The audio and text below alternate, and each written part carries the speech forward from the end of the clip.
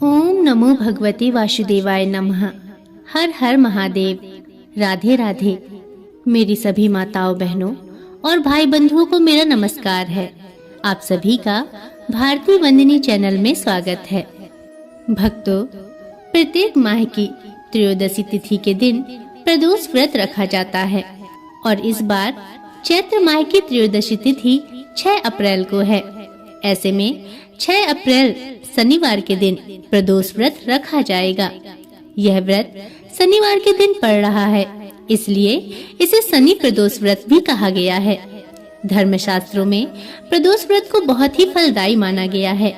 कहते हैं कि इस दिन यदि प्रदोष काल में भगवान शिव का विधि विधान से पूजन किया जाए तो जीवन में आ रहे सभी विघ्न दूर हो जाते हैं और सुख समृद्धि का आशीर्वाद प्राप्त होता है। लेकिन यह व्रत तभी पूरा होता है जब पूजा के बाद व्रत कथा पढ़ी या सुनी जाए। अतः मैं आज आप सभी को शनि प्रदोष व्रत की व्रत कथा सुनाने जा रही हूँ। सामान्य तौर पर भक्त शनि प्रदोष व्रत की एक कथा का रसपान करते हैं, परंतु आज मैं आप सभी को शनि प्रदोष व्रत की प्रचलित दोनों कथाओं का रसपान कराने जा रही हूँ। अतः आपसे आग्रह है कि वीडियो को पूरा देखिएगा और वीडियो को लाइक तथा चैनल को सब्सक्राइब अवश्य करिएगा। तो चलिए भगवान शिव और माता पार्वती को याद करते हुए अपने हाथों में अक्षत या पुष्प अवश्य ले लें और कथा समाप्त होने के बाद भगवान के चरणों में अक्षत या पुष्प को छोड़ दें। तो चलिए कथा का रसपान करते हैं। प्राचीन समय की बात है। एक नगर में एक सेठ रहा करता था। वह बहुत धनवान और दौलतमंद था। उसके घर में संपूर्ण संपत्ति थी।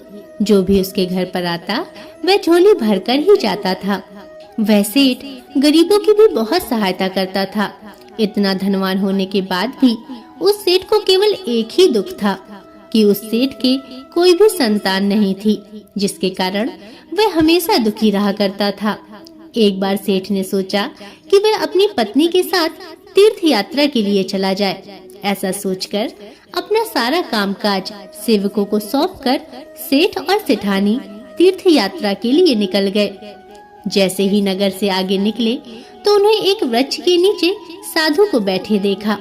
वह साधु समाधि लगाए हुए ध्यान कर रहे थे। उनको देखकर सेठ और सेठानी हाथ जोड़कर वहीं बैठ गए और साधु के जागने का इंतजार करने लगे।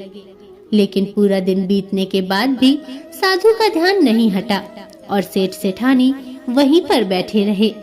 जब अगले दिन साधु ने अपनी आंखें खोली तो देखा वह सेठ सेठानी वहीं पर हाथ जोड़े हुए बैठे हैं। उनको देखकर वह साधु मुस्कुराने लगे। साधु ने कहा कि मैं तुम दोनों की इस प्रार्थना से खुश हूँ। तुम्हारा भक्ति भाव और धैर्य देखकर मैं अत्यंत प्रसन्न हूँ। मैं तुम दोनों के मन की व्यथा को भी समझ गया हूँ। तब साधु ने सेठ सेठानी को कहा कि तुम दोनों शनि प्रदोष व्रत करो, जिससे तुम्हारे घर में संतान उत्पत्ति होगी। ऐसा कहकर साधु ने सेठ सेठानी को शनि प्रदोष व्रत की विधि बताई और कहा, इस व्रत के करने से भगवान शंकर की कृपा से आपकी सारी मनोकामनाएं पूर्ण हो जाएंगी। ऐसा सुनकर सेठ सेठानी अत्यंत प्रसन्न हुए और अपने घर जाकर दोनों ने शनि प्रदोष व्रत किया। भक्तों, उनकी भक्ति भाव से प्रसन्न होकर भगवान शंकर ने भी उन पर कृपा करी और सेठ सेठानी को एक पुत्र हुआ और वह खुशी खुशी रहने लगे। जो व्यक्ति शनि प्रदोष व्रत को भक्ति भाव से करता है उसकी सारी मनोकामनाएं पूर्ण हो जाती है। तो भक्तों, प्रेम से बोलिए हर हर महादेव, जय भोलेनाथ। भक्तों, अब मैं आपको शनि प्रदोष व्रत की दूसरी कथा सुनाने जा रही हूँ। अतः पूरे भक्ति भाव से सुनिए। पौराणिक कथाओं के अनुसार प्राचीन काल में एक नगर में एक विधवा ब्राह्मणी रहा करती थी। पति की मृत्यु के बाद उसके पास लालन पालन करने का कोई साधन नहीं था, इसलिए वह भिक्षा मांगकर अपना जीवन व्यतीत कर रही थी। रोजाना की तरह एक दिन जब वह भिक्षा मांगकर वापस अपने घर की ओर लौट रही थी तो उसे रास्ते में 2 बालक दिखे जो कि अकेले थे और अपना रास्ता भटक गए थे। ब्राह्मणी दोनों बालकों को अपने साथ घर ले आई और पालन पोषण करने लगी। जब वे दोनों बालक बड़े हो गए तो ब्राह्मणी उन्हें लेकर ऋषि शांडिल्य के आश्रम गई। वहां जाकर ब्राह्मणी ने ऋषि शांडिल्य से अनुरोध किया कि वह अपने तपोबल से बालकों के बारे में पता लगाए, और ऋषि ने ब्राह्मणी का स्वच्छ मन देखकर उसकी बात मान ली। ऋषि ने अपने तपोबल से पता लगाया और बताया कि यह कोई साधारण बालक नहीं है, बल्कि ये दोनों बालक विदर्भ राज के राजकुमार हैं। गंधर्व नरेश ने आक्रमण से इनके पिता का राजपाट छीन लिया था।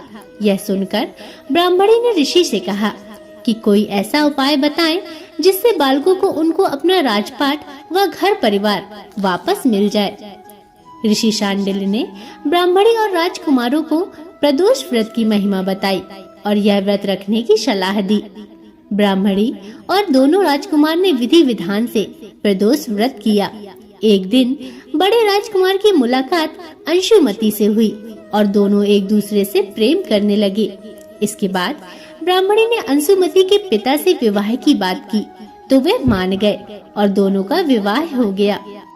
अंशुमति भी एक राजा की पुत्री थी और उसके पिता के सहयोग से दोनों राजकुमार ने गंधर्व पर हमला किया और उनकी जीत हुई, जिसके बाद दोनों राजकुमारों ने अपना सिंहासन वापस मिल गया और गरीब ब्राह्मणी को भी एक खास स्थान दिया गया, जिससे उनके सारे दुख खत्म हो गए। भक्तों, उनका राजपाट वापस मिलने का कारण प्रदोष व्रत था, जिससे उन्हें संपत्ति मिली और जीवन में खुशहाली आई। हे भोलेनाथ, जैसी कृपा आपने ब्राह्मणी पर करी, उसके दोनों पुत्रों पर करी, ऐसे कथा सुनाने वाले पर और कथा सुनने वाले पर सभी पर करना। आपकी सदा ही जय हो। भक्तों, प्रेम से बोलिए हर हर महादेव, जय शिव शंभु। तो भक्तों, यह थी प्रदोष व्रत की कथा। आशा करती हूँ आपको कथा पसंद आई होगी। अगर इसमें कोई त्रुटियां हैं तो मुझे क्षमा करें और वीडियो को लाइक तथा चैनल को सब्सक्राइब अवश्य करें। तो अब अगले वीडियो तक के लिए नमस्कार।